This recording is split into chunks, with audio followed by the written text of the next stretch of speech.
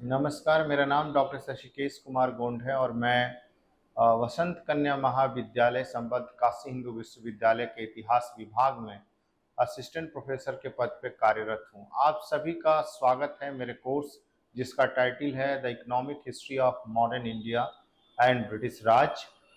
इसके छठे मॉड्यूल में हम लोग हैं। छठे मॉड्यूल का जो टाइटल है वो है evolving the modern jute and textiles industry in 19th century,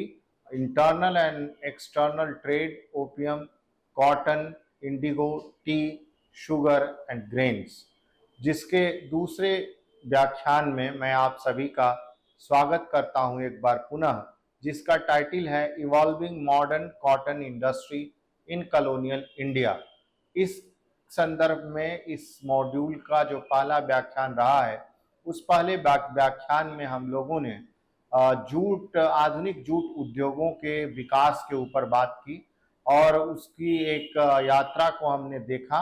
औपनिवेशिक भारत में कैसे शुरू हुआ और किस तरीके से वो एक लाभ का उद्योग साबित हो रहा।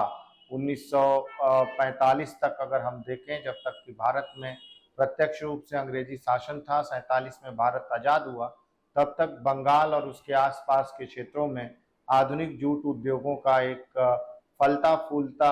अगर हम देखें तो पूरा क्षेत्र दिखाई पड़ता है, जिसमें भारी संख्या में लोग रोजगार प्राप्त कर रहे थे। आधुनिक जूट उद्योगों या आधुनिक सूती वस्त्र के उद्योगों से यहाँ तात्पर्य ये है कि उस समय की तत्कालीन वैश्विक बाजार व्यवस्था के दृष्टिकोण से भारत में जो मशीनी उद्योगों का विकास हुआ, जो भी हुआ, हालांकि उतने बड़े पैमाने पे तो नहीं कह सकते, लेकिन जितना भी विकास हुआ उनके आधुनिकीकरण को हम इस संदर्भ में देख रहे हैं, क्योंकि वो अंग्रेजी शासन के दौरान हमें दिखाई पड़ते हैं 19वीं शताब्दी के मध्य में। यही कारण है, ऐसा नहीं है कि भारत में जूट के बारे में या कपास के बारे में भारतीय जो लोग हैं, जो किसान हैं, वो नहीं जान रहे थे। भारत में जूट और कपास के विषय में जो जानकारी थी, या अगर हम कहें उसका जो उत्पादन था, वो बहुत पहले से ही हमें दिखाई पड़ता है, प्राचीन समय से ही। ऐसा नहीं है कि भारतीय जूट का उत्पादन नहीं कर रहे थे या भारतीय कपास का उत्पादन नहीं कर रहे थे, लेकिन अंग्रेजी भारत में उनसे जुड़े हुए जो आधुनिक मशीनी उद्योग हैं, वो कैसे विकसित हुए, इसी के विकास की चर्चा हम लोग यहाँ कर रहे हैं। हालांकि आरंभिक दौर में भारतीय उद्योगों का पतन हुआ, जैसा मैंने बताया। जो परंपरागत और हस्तशिल्प उद्योग थे, जो हाथ से चलते थे, जो अगर हम कहें कि जो पुरातन मशीनों के आधार पर चलते थे, लेकिन अंग्रेजी साम्राज्य में जब हम देखें भारत का दौर शुरू होता है, उस दौरान जब इंग्लैंड में औद्योगिक क्रांति होती है, तो बड़े पैमाने पे ऐसे कच्चे माल की आवश्यकता पड़ती है जो उनके उद्योगों की आपूर्ति कर सके। ऐसी स्थिति में भारत एक इस तरह की अर्थव्यवस्था के रूप में विकसित होता है जो अंग्रेजों के लिए कच्चे माल का उत्पादक बन सकता था। इन परिस्थितियों में अगर हम देखें तो भारत में बड़े पैमाने पे इस तरह के उद्योगों का अगर हम कहें नींव पड़ता है या उनकी नींव रखी जाती है, जो भारत में आधुनिक मशीनी या तकनीकी के आधार पे इस तरह के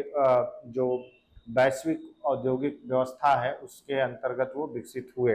जो अंग्रेजी शासन के लिए ही कहीं ना कहीं लाभकारी सिद्ध हुए। बहुत कम ऐसे भारतीय पूंजीपति हैं जिन पूंजीपतियों ने इसका लाभ कमाया। और भारतीय राष्ट्रीय आंदोलन में जिस तरीके से स्वदेशी का प्रभाव बढ़ता है, और भारतीय राष्ट्रीय आंदोलन में जब स्वदेशी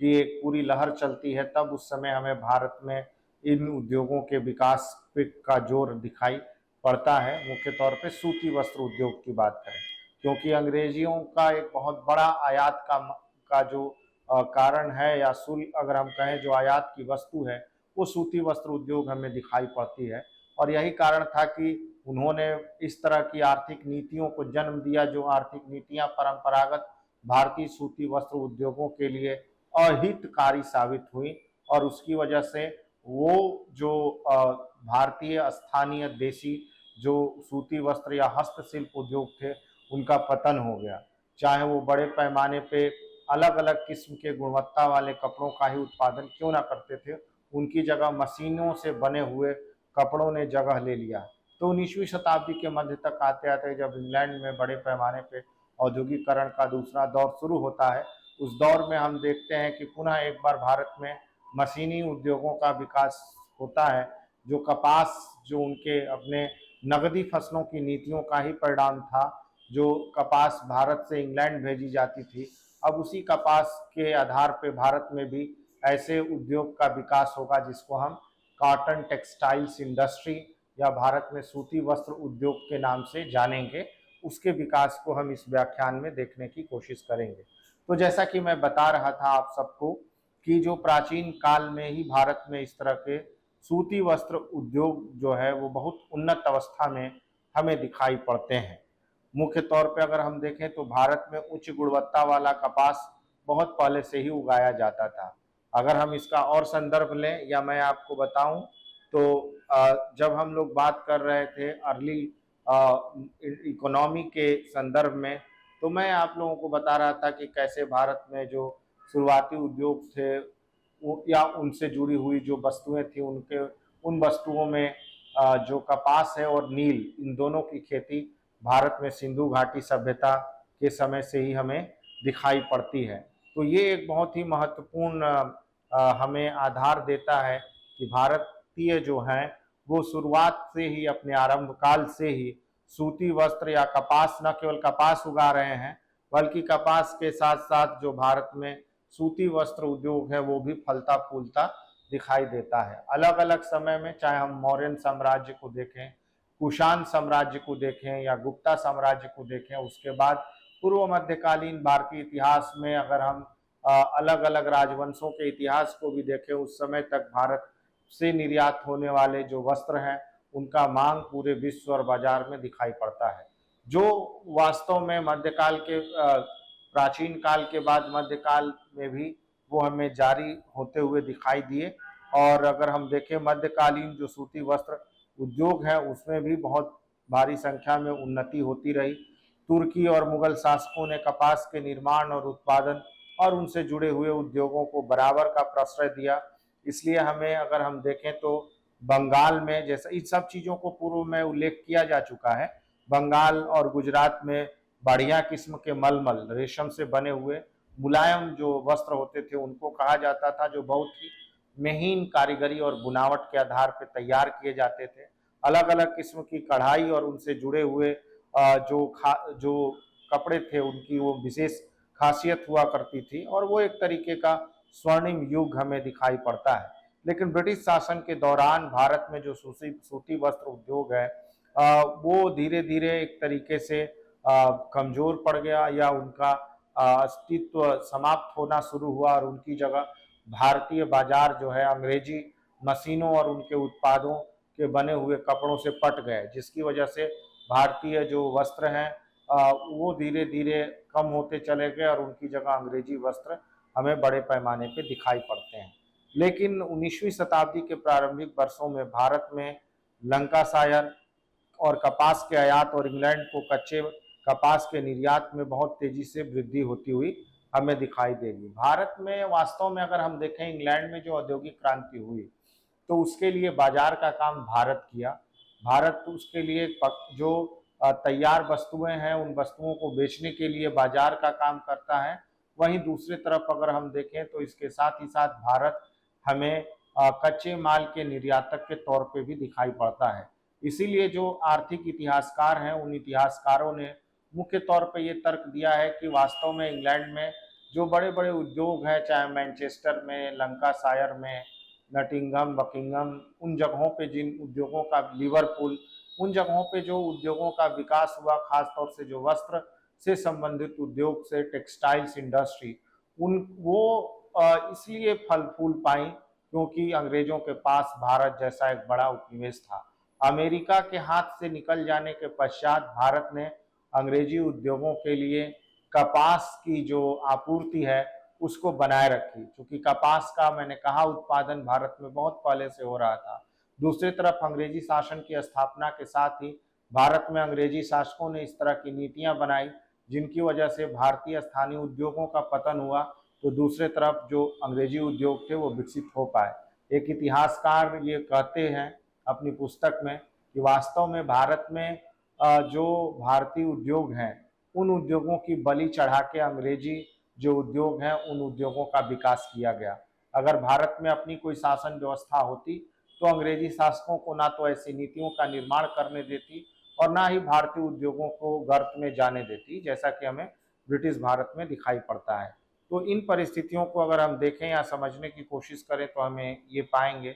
कि भारत में कपास का जो उत्पादन है, कपास की खेती है, वो बहुत पहले से ही दिखाई पड़ती है। तो हम आधुनिक में तौर पे जो आधुनिक उद्योग हैं, जो मशीनी सूती वस्त्र उद्योग हैं, एक तरफ परंपरागत सूती वस्त्र उद्योग का पतन हो गया भारत में, लेकिन दूसरे तरफ 19वीं शताब्दी के मध्य में मशीनी सूती उद्योग धीरे धीरे भारत में विकसित होंगे। ये भी एक तरीके की प्रतिस्पर्धा से भी अगर हम देखें विकसित होते हुए दिखाई देंगे, क्योंकि बड़े पैमाने पे जो अंग्रेजी आर्थिक नीतियां हैं वो इनके लिए अनुकूल नहीं होगी। बावजूद इसके भारत में जो पारसी व्यापारी हैं, जो भारतीय व्यापारी हैं, उन भारतीय व्यापारसी व्यापारियों और पूंजीपतियों ने बड़े पैमाने पे इस तरह का प्रयास किया और उनके प्रयासों का ही परिणाम था कि भारत में आधुनिक मशीनी सूती वस्त्र उद्योगों का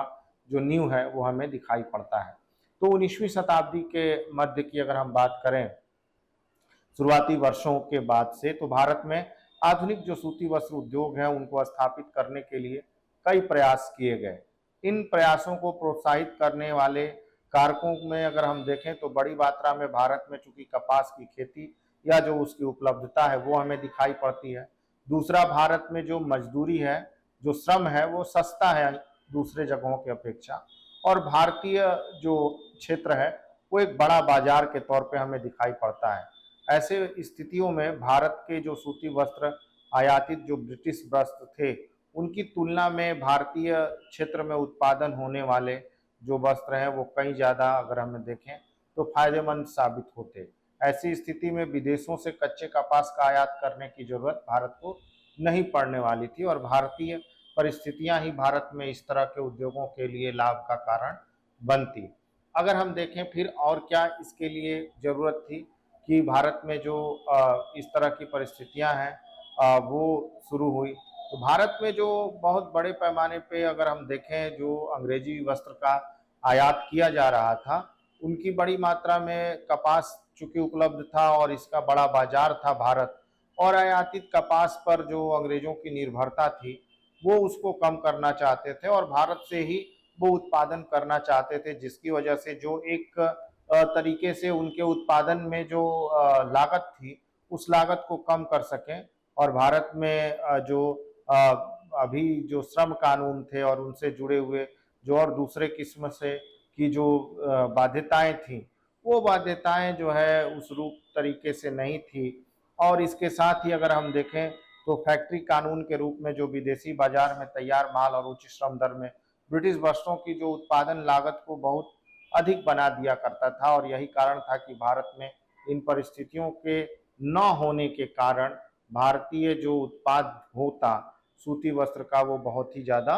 सस्ता होता। तो इसके लिए जो प्रयास है वो शुरू हुए। अगर हम देखें तो 19वीं शताब्दी के आरंभ में सूती वस्त्र मिल स्थापित करने का जो पहला प्रयास है वो 1817 में दिखाई पड़ता है, जिसमें कलकत्ता के एक प्रमुख अंग्रेज व्यापारी जो फर्म थी जिसका नाम था मेसर्स फर्ग्यूसन एंड कंपनी, उसके द्वारा इस तरह का एक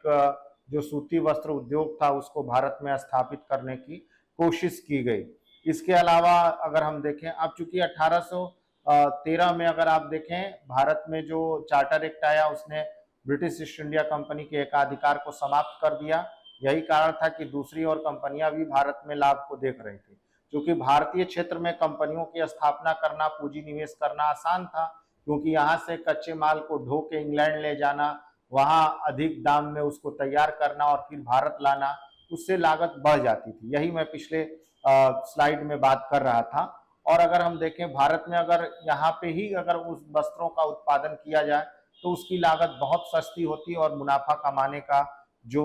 प्रतिशत होता वो और अधिक बढ़ जाता। फिर उसके बाद अगर हम देखें एक और फैक्ट्री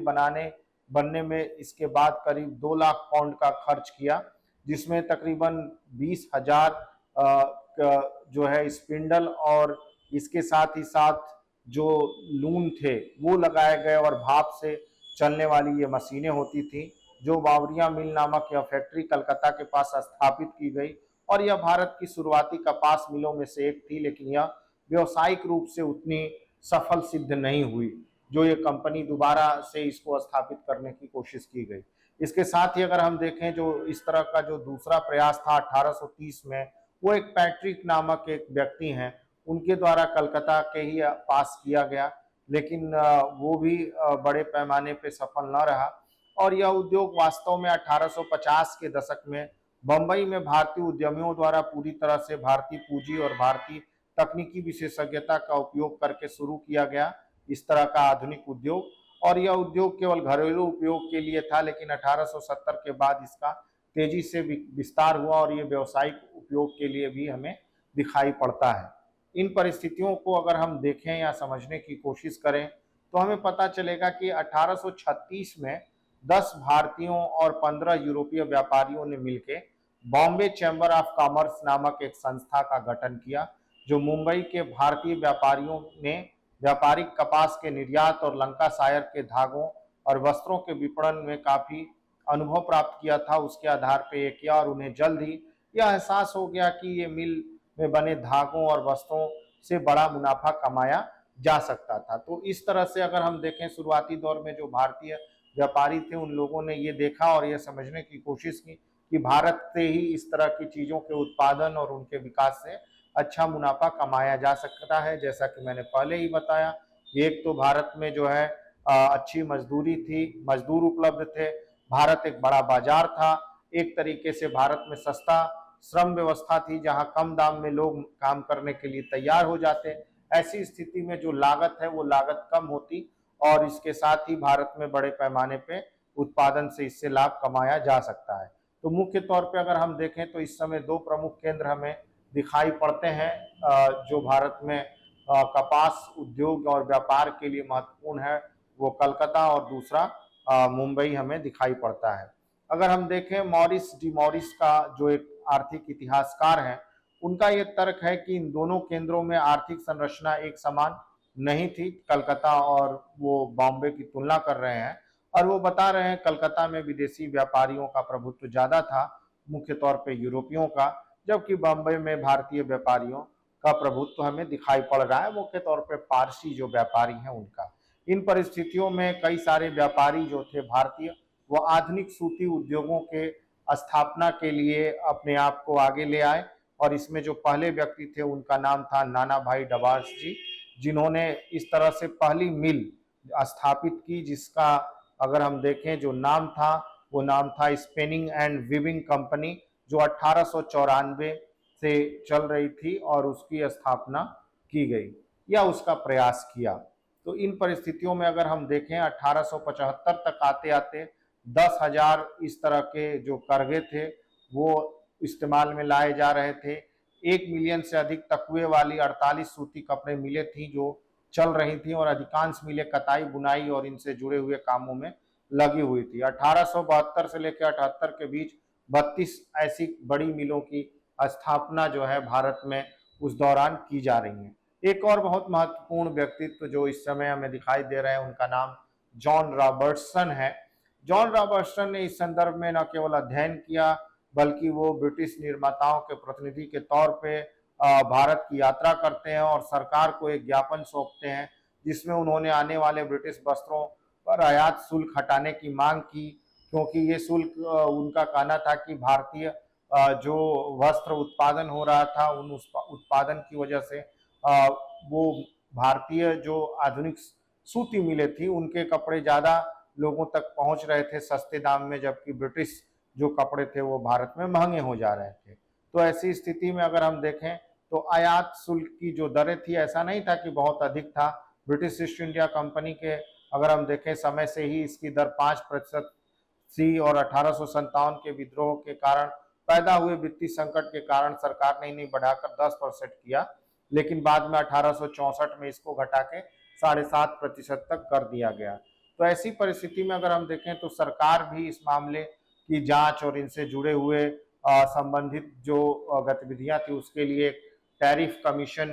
की स्थापना करती है और उस टैरिफ कमीशन की नियुक्ति के बाद उसकी रिपोर्ट के आधार पे 1875 का टैरिफ अधिनियम लाया जाता है। 1875 में एक टैरिफ अधिनियम लेके आया जाता है, जिसमें आयात शुल्क की तत्कालीन प्रचलित दरों को बनाए रखते हुए की बात कही गई, लेकिन मूल्यांकन के आधार पर कम करने की भी बात की गई और कहा गया कि इसमें ब्रिटिश निर्माताओं को लाभ पहुंच नहीं रहा, इसलिए उनको भी जब आयात शुल्क में कमी हुई तो ब्रिटिश जो उत्पादक थे उनको लाभ हुआ। ऐसी स्थिति में 19वीं शताब्दी के दौरान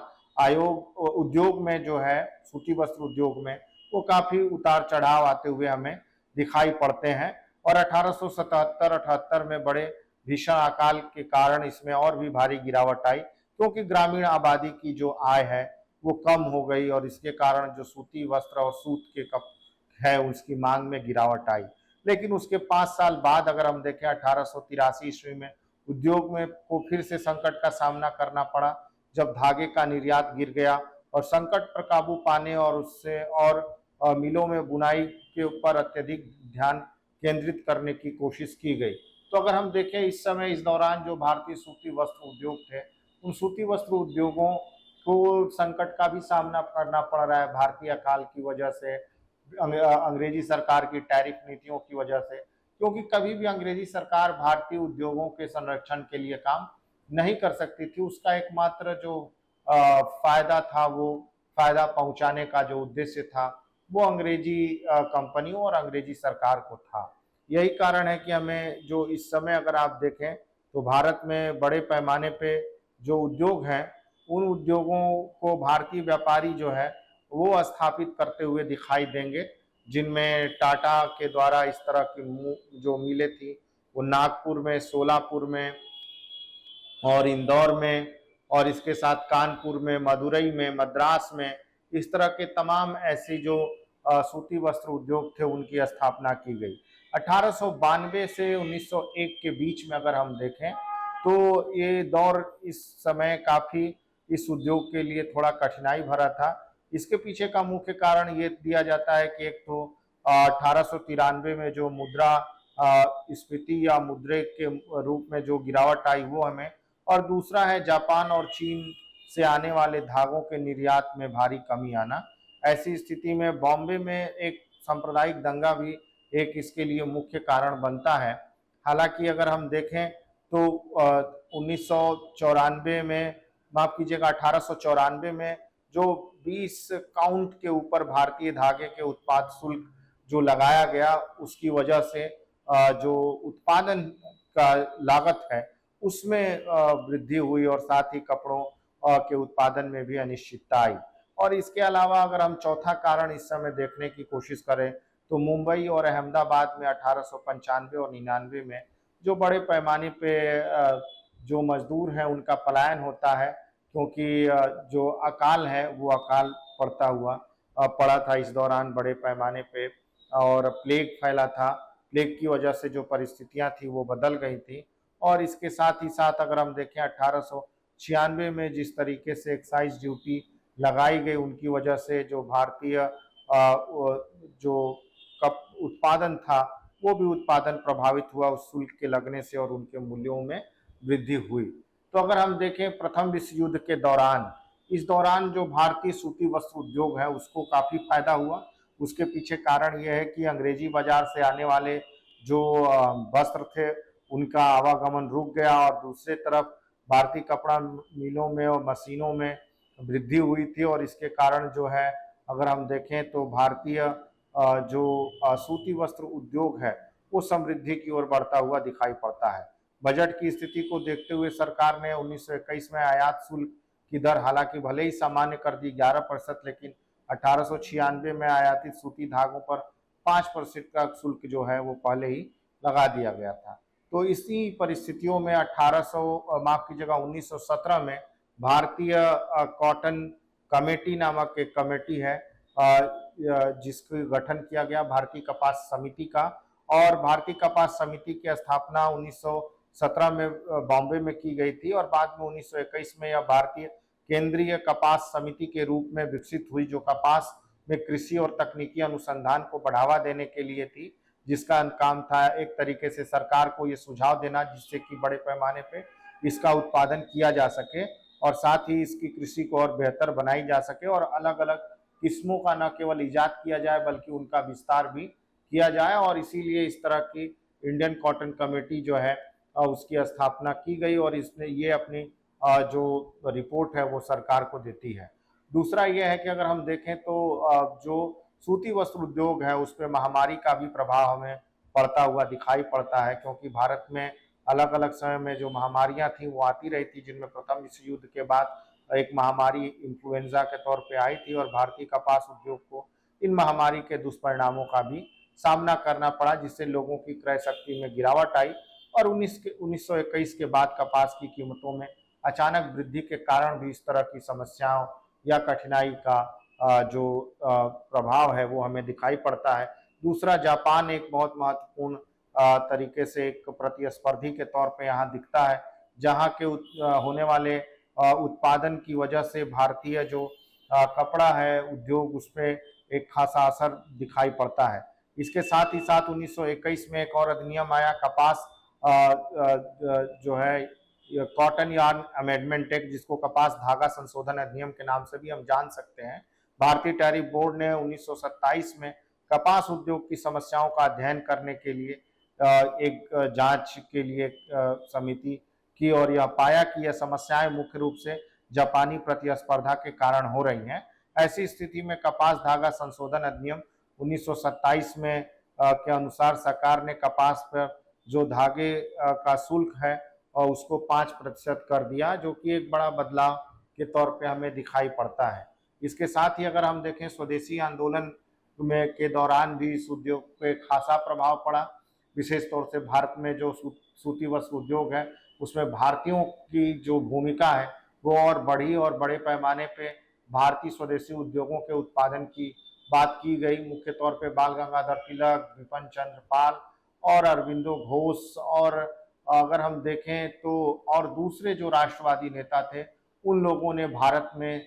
मुख्य तौर पे भारतीय उद्योगों की हिमायती की, जिसमें प्रमथनाथ बोस भी एक है। ऐसी स्थिति में अगर हम देखें तो स्वदेशी आंदोलन के परिणाम स्वरूप भारतीय उद्योगों वस्त्रों का उपयोग न केवल बढ़ा बल्कि विदेशी वस्त्रों के होली जलाए जाने के कारण भारतीय वस्त्रों के उपयोग में भारी वृद्धि हुई, और इस तरह से स्वदेशी आंदोलन और राष्ट्रीय आंदोलन ने मिलकर भारत में सूती वस्त्रों के उद्योगों को बढ़ाने में बहुत महत्वपूर्ण भूमिका निभाई। और इनमें मुख्य तौर पे अगर हम देखें तो जो इससे जुड़े हुए उद्योगपति थे उनमें रणछोड़ लाल, छोटा लाल, अंबालाल, साराभाई, जे.एन. टाटा आदि ऐसे प्रमुख राष्ट्रवादी थे जिन्होंने कपड़ा उद्योगों की स्थापना में अपनी महत्वपूर्ण भूमिका निभाई। और विदेशी उद्योगों के पुनरुद्धार के रूप में, अगर हम माफ कीजिएगा, स्वदेशी उद्योगों के पुनरुद्धार के रूप में पीसी रे द्वारा बंगाल केमिकल वर्क्स और बॉम्बे में अहमदाबाद में स्पेशली भारतीय कपड़ा मिलों का इस तरह का उदय होता है, जो स्वदेशी आंदोलन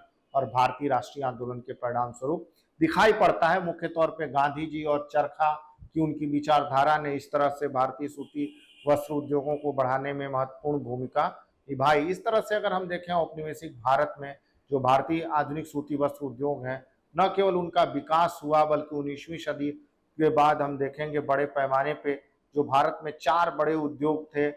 जिनका विकास हमें दिखाई पड़ता है। उनमें से एक सूती वस्त्र उद्योग हमें दिखाई पड़ता है, निर्माण उद्योग, कोयला और चाय का उद्योग दिखाई पड़ता है। सूती वस्त्र उद्योग बॉम्बे प्रेसिडेंसी तक ही सीमित नहीं रहा, वो कपड़ा उद्योग कलकत्ता और उसके आसपास के क्षेत्रों में भी उसका विस्तार हुआ, और उसमें कच्चे जूट के उत्पादन पर भारत के एकाधिकार था जूट उद्योग में, जबकि दुनिया में कपास का सबसे बड़ा, अगर हम देखें, एक बड़ा निर्यातक या उत्पादक वो भारत हमें दिखाई पड़ता है। इसलिए 1947 तक अगर हम देखें तो भारत में छोटे ही सही, अगर हम उस दौरान के हिसाब से तुलना करें, लेकिन भारत में जो अहमदाबाद, बॉम्बे, कलकत्ता में जो सूती वस्त्र उद्योग थे, न केवल भारतीयों द्वारा बल्कि ब्रिटिश उद्योगपतियों द्वारा भी संचालित किए जा रहे थे, जो आधुनिक मशीनी उद्योगों के परिणाम स्वरूप ही हमें बढ़ते हुए दिखाई देंगे, जिनमें पारसी व्यापारियों की भूमिका या भारतीय जो उद्योगपति हैं उन उद्योगपतियों की भूमिका स्पष्ट तौर से दिखाई देती है, जिस पर राष्ट्रीय आंदोलन का भी